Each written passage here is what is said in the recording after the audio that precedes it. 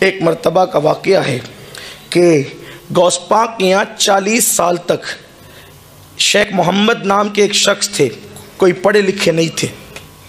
شیخ محمد نام کے ایک شخص تھے، پڑھے لکھے نہیں تھے، خانقاہ میں لوگ بہت کثرت سے آتے تھے۔ تو ایک صاحب تھے جو جوتے سنبھالتے تھے، اور یہ شیخ محمد نام کے صاحب لوٹے میں پانی بھر کر لوگوں کو لوٹے سے وضو کراتے تھے۔ 40 سال تک یہ خدمت انجام دی، لوگوں کو لوٹے سے وضو کرانا۔ غوث پاک کے آتے تھے لوگ، کھا پی کر کے جاتے تھے۔ اب یہ لوگ سب بیٹھتے تھے باہر، ان کی ڈیوٹی تھی لوٹے سے وضو کرانا، اس لیے ان کو لوٹے والے شیخ کہتے تھے، لوٹے والے بابا۔ اب ہوا یہ، انہوں نے ایک دن چپل والے بابا سے کہا کہ ہم 40 سال سے آپ چپل سنبھال رہے ہیں، میں لوٹے سنبھال رہا ہوں، یہ بتائیں کہ یہاں آنے سے لوگوں کو ملتا کیا ہے؟ یہاں آنے سے لوگوں کو ملتا کیا ہے؟ یہاں کے لوگ کرتے کیا ہیں؟ تو کہا کہ بھئی لوگ آتے ہیں، کھاتے پیتے ہیں غوث پاک کا لنگر اور چلے جاتے ہیں، اور کیا بات ہے یہاں؟ اب جس کا جتنا ظرف ہو وہ اتنی بات کرتا ہے، جس کی جتنی نگاہ وہ اتنی بات کرتا ہے۔ وہ چپل سنبھالتے تھے، یہ لوٹے سنبھالتے تھے، پانی سے وضو کراتے تھے۔ ایک دن ان کا مائنڈ بنا، ذہن بنا، یار 40 سال سے یہیں پڑے ہوئے ہیں، تھوڑا چلتے ہیں، ذرا ہم بھی سیر و تفریح کرتے ہیں، گھوم پھر کرتے ہیں، ذرا ہم بھی ذرا زندگی کے مزے لیتے ہیں۔ 2 لوگ آئے، انہوں نے اطلاع دیے بغیر دونوں کو کہا کہ ہم آپ کے ساتھ چلنے کے لیے تیار ہیں۔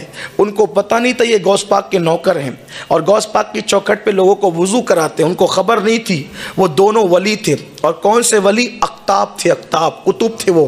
اور قطب وہ ہوتا ہے جس کو اللہ تعالیٰ اس کے شہر کا نظام سنبھالنے کی ڈیوٹی عطا کرتا ہے۔ یہ اقطاب کی قسم، اولیاء اللہ کی کئی قسمیں، ایک قسم اس میں سے قطب ہے۔ یہ دونوں قطب تھے، انہوں نے لوٹے والے شاہ کو ساتھ لیا اور ساتھ لے کر کے چلے۔ اب غوث پاک یہاں تو بڑی نزاکت سے پلتے تھے، کیونکہ لنگر 24 گھنٹہ جاری رہتا تھا، بڑے نازوں سے پلے ہوئے تھے، کھاتے پیتے تھے۔ تھوڑی دور چلے تو بھوک لگی، انہوں نے دونوں قطب سے کہا بھی ہمیں بھوک لگی ہے۔ کہا ہم کھانے پینے والے لوگ نہیں ہیں، چلنا ہو تو چلو ورنہ واپس جاؤ یا رک جاؤ۔ تو ان کو احساس ہوا کہ اب تھوڑی دیر تو چل چکے، چلنا چاہیے۔ 24 گھنٹے چلے، پھر کہا بھوک بہت لگی ہے، رحم کرو۔ تو انہوں نے مصلی بچھایا، ایک صاحب نے 2 رکعت نماز پڑھی، اور جب 2 رکعت نماز پڑھی تو دعا کی۔ دعا کے بعد آسمان سے دسترخوان آیا، اور تینوں نے مل کے کھانا کھایا، سحر ہو گئے۔ کھانا آیا تو نیند آئی، پیٹ بھرا تو نیند آئی۔ کہا تھوڑی دیر سو لیں، کام سونے والے لوگ نہیں ہیں، چلنا ہو تو چلو ورنہ رکو۔ مجبوراً چل پڑے۔ پھر 24 گھنٹے چلتے چلتے گزرے، کہا بھوک اب برداشت نہیں ہوتی۔ دوسرے صاحب نے مصلی بچھایا، 2 رکعت نماز پڑھی، دعا کی، دسترخوان آسمان سے زمین پہ آیا، تینوں نے کھایا، پھر چل پڑے۔ 24 گھنٹہ چلے تو کہا بھوک لگی۔ کہا پرسوں انہوں نے کیا، کل ہم نے کیا، آج تمہاری باری ہے۔ کہا بھئی میں تو کوئی پڑھا لکھا آدمی نہیں، کوئی بہت عبادت گزار انسان نہیں، مجھے تو کچھ آتا نہیں، دعا کرنا بھی صحیح سے نہیں آتی، میں کیا دعا کروں گا؟ کہا یا دعا کرو یا مرو، بھوکے رہنا ہے تو بھوکے رہو، یا تو اگر کھانا ہے تو دعا کرنی پڑے گی، مرتا کیا نہ کرتا۔ انہوں نے بھی مصلی بچھایا، 2 رکعت نماز پڑھی شیخ محمد لوٹے والے شاہ نے، اور اس کے بعد جب دعا کی تو ان دونوں کی دعا پر ایک ایک دسترخوان آیا تھا، لیکن انہوں نے دعا کی تو 2 دسترخوان آئے۔ وہ دونوں اقطاب حیران ہو گئے، کہا کہ آپ کو کہتے تھے کہ ہمیں کچھ نہیں آتا، آپ پڑھے لکھے نہیں ہیں، آپ کچھ نہیں جانتے، دعا کرنے کا ہنر بھی نہیں جانتے، آپ کی بات پر 2 دسترخوان کیسے آیا؟ تو کہا کہ واقعی میں کچھ نہیں جانتا تھا، لیکن جب تم نے مجبور کیا یا بھوکے مرو یا دعا کرو، جب جان پہ بنائی تو پھر میں نے بس اتنا کہا، اے اللہ مجھے تو کچھ نہیں آتا۔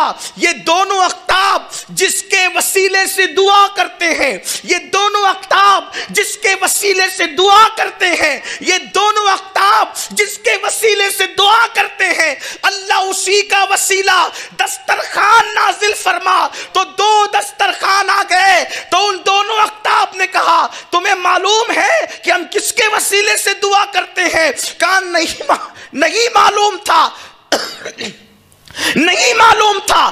تبھی تو کہا کہ یہ جس کے وسیلے سے دعا کرتے ہیں اسی کے صدقے میں خان نازل فرما۔ تو دونوں اقطاب نے کہا آج سن لو کس کے وسیلے سے دعا کرتے ہیں۔ ہم جب بھی دعا کرتے ہیں تو یوں کہتے ہیں اللہ عبد القادر جیلانی کی چوکھٹ پر وہ بندہ جو لوگوں کو لوٹے سے وضو کراتا ہے اسی کے صدقے میں ہماری دعا کو قبول کر لے تو ہماری ہر دعا قبول ہوتی ہے۔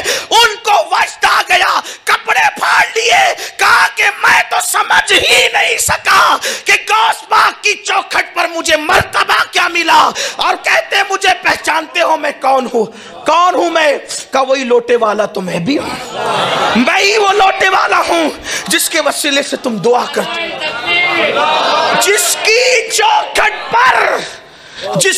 چوکھٹ پر بے ہنر بیٹھیں تو قطب ان کے وسیلے سے دعا کریں، جس کی چوکھٹ کے بے ہنروں کی یہ شان ہے تو عبدالقادر جیلانی کی شان کا عالم کیا ہو،